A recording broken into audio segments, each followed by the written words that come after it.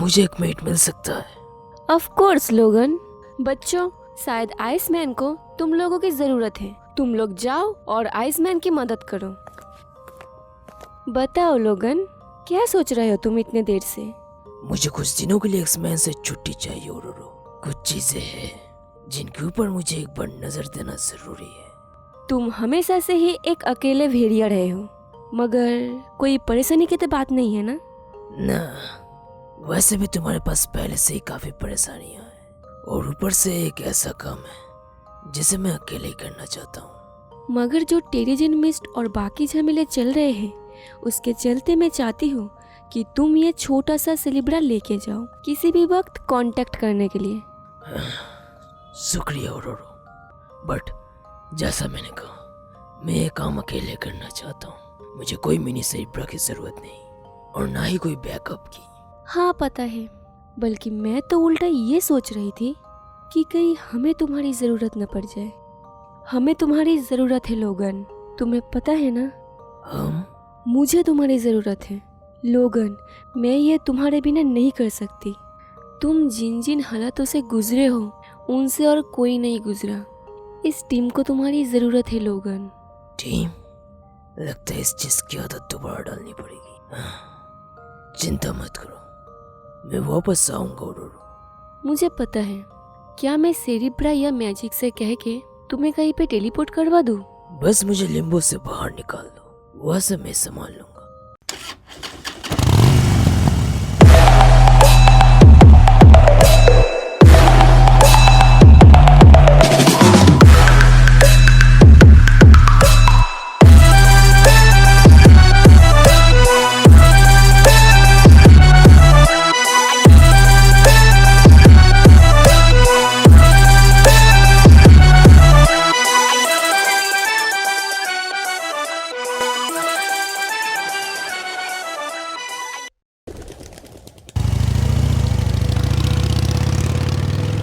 वापस आने के बाद से मैं एक के बाद एक बहुत सारे अजीब-गरीब चीजों से गुजर रहा हूँ और सबसे ज्यादा तो मैंने वेस्टलैंड पे झेला है। और अभी तो खुश रहने का ख्याल भी मैंने अपने दिमाग से निकाल दिया है। इतना कि कभी भी थोड़ा सा मस्ती मजाक करने का भी आइडिया नहीं आता। मगर सच कहूं तो अभी मुझे अच्छा लग रहा है। मुझे गलत मत समझना, मगर एक्समैन को दोबारा पाके, उन सभी को दोबारा जिंदा देख के मेरे अंदर एक अजीब सी खुशी हो रही है।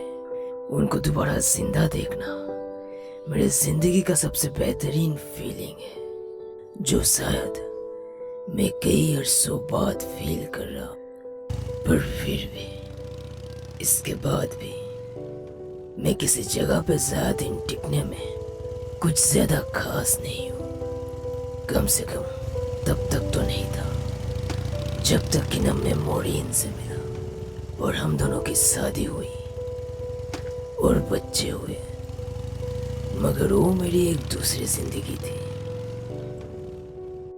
मैंने स्ट्रॉम को जो भी कहा वो सब सच था। मुझे सच में एक काम निपटाना है और जिसके लिए मुझे नॉर्थ की तरफ जाना पड़ेगा। Gilhorn Falls, Northwest Territory, Alaskan border से थोड़ा सा आगे। इस जगह पे हर साल बस 3 महीनों के लिए एक रास्ता खुलता है और उस वक्त वो लोग साउथ की तरफ शिपिंग करते हैं। और अभी इस शहर में मैं बस उस वक्त घुसा हूँ जब अभी अभी रास्ता जस्ट बंद हो चुका है। एंड फॉर नाउ, फिलहाल मैं अभी यहाँ पे बस रुकने आया हूँ। मुझे पता है कि मैं इस जगह पे पहले कभी नहीं आया हूँ, मगर फिर भी मुझे ऐसा एहसास हो रहा है कि जैसे मैं यहाँ पे पहले भी आ चुका हूँ। मेरी ली गई हर एक कदम मुझे एक याद सा लग रहा है। और तभी अचानक से इस जगह ने मुझे कुछ ऐसा याद दिलाया जिस याद को मैं बिल्कुल ही पसंद नहीं करता। ट्रेन की ये पटरी मेरी उस याद को खरोद रहा है जब मेरे दिमाग के साथ खिलवाड़ किया गया था और धोखे से मेरे ही हाथों से पूरे के पूरे एक्समैन का कत्ल हुआ था। मेरे अपने ही क्लॉज से उनकी जान गई थी, जिसके बाद मेरे लिए मेरी जिंदगी और वक्त किसी का भी कोई मायने नहीं बचा था। मैं अपने आप को खत्म करना चाहता था, हमेशा हमेशा के लिए।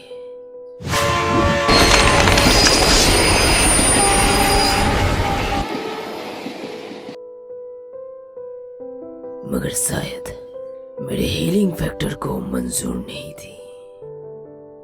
उस रात में लोगन को तो नहीं मार पाया, मगर अगले दिन सुबह मैंने वुल्वरीन को हमेशा हमेशा के लिए दफना डाला। मुझे पता चल गया था कि I am just a dirty joke जो कभी नहीं खत्म हो सकता, और इसीलिए अगर मुझे जिंदा रहना है तो मुझे एक अलग जिंदगी जीनी होगी। और जिसके बाद मैंने एक लंबा समय अकेले बिताया, इतना लंबा कि मेरे बालों के रंग बदल गए थे, मगर फिर भी मुझे चैन नहीं मिल रहा था।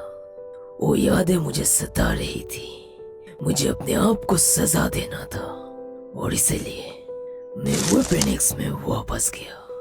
वही फैसिलिटी जिसने मुझे पहली बार के लिए वुल्वरीन बनाया था। मगर प्रॉब्लम ये थी कि मैं अकेला नहीं था जिसे यहाँ आने का आइडिया आया था। वैसे उस पुराने वेपनिक्स के बंकर में मेरा ठीक से स्वागत तो नहीं हुआ, मगर यह किलहॉर्न फॉल्स में हो रहा है। बस 3 ही दिन में मुझे यहाँ पे एक काम मिल गया है और मैं लोगों के बीच घुल मिल भी गया हूँ, और इसीलिए तो मैं यहाँ पे आया हूँ एक आम जिंदगी में फिट होने। मुश्किल नहीं है खुद को ये समझाना कि सब कुछ नॉर्मल है, क्योंकि मेरे लिए हमेशा से चीजें ऐसे ही थी। मैं एक रूटीन पकड़ लेता हूँ, दिन में दिन भर काम करता हूँ और रात में घर वापस लौटता हूँ और आराम के लिए एक अच्छी सी परफेक्ट जगह ढूंढता हूँ। होल्ड ऑन बडी,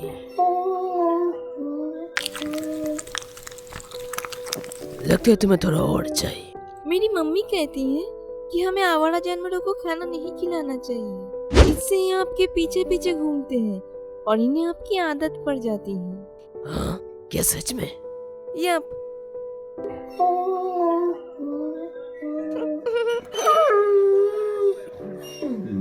ये तुम्हें पसंद करती है बच्ची? तो क्या तुम हमारे नए पड़ोसी हो? लग तो ऐसा ही रहा है।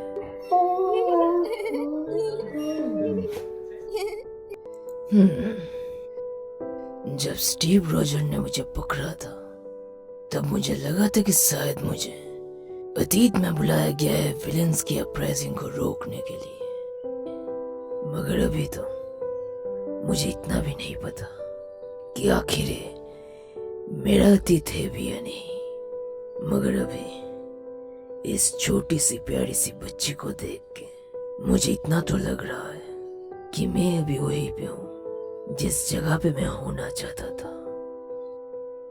ए बुड्ढे, तुझे यहाँ पे नहीं होना चाहिए।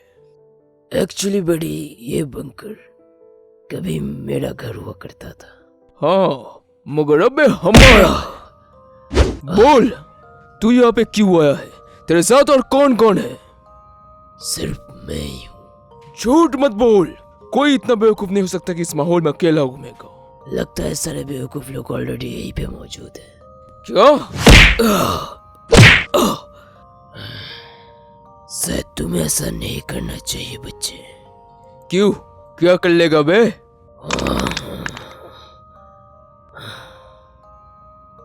नहीं, मैं कुछ नहीं करूंगा। सही कहा, तू कुछ नहीं कर सकता। जाओ। तुम्हें दिख नहीं रहा कि ये आदमी हम लोगों के लिए खतरनाक नहीं है?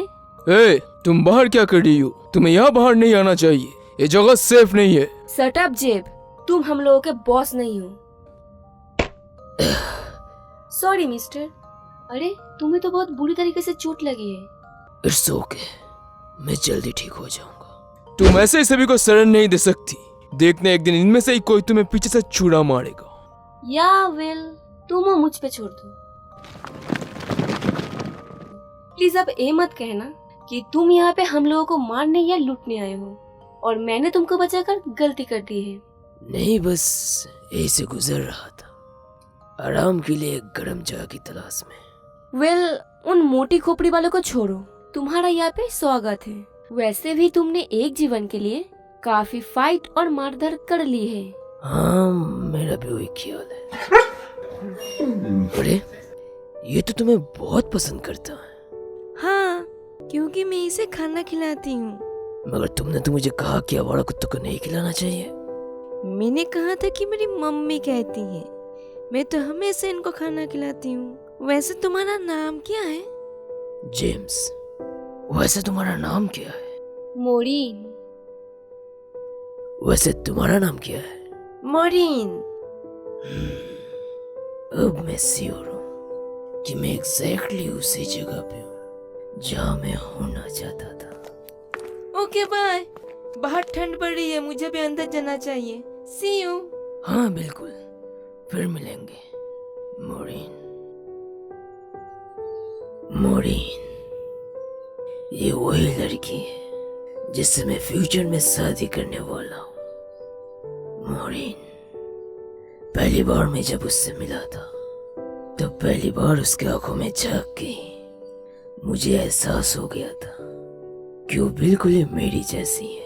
और जैसे जैसे मैं उससे बात करता जा रहा था, मुझे पता चला कि उसका भी इस बंकर में पहुंचने का कारण उसके अतीत से ही जुड़ा हुआ था।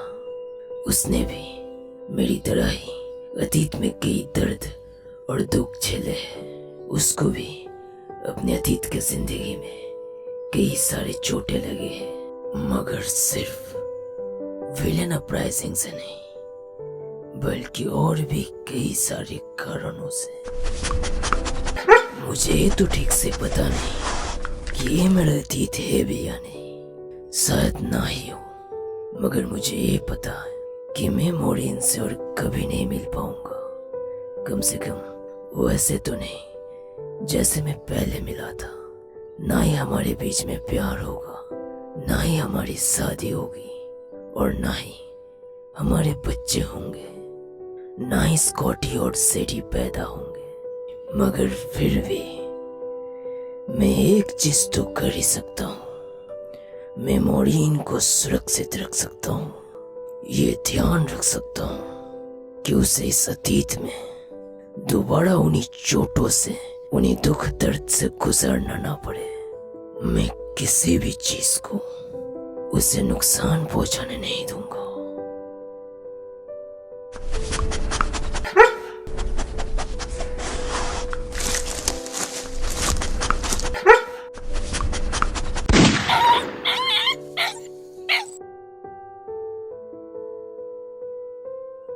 चलो गाइस, शिकार करने का वक्त आ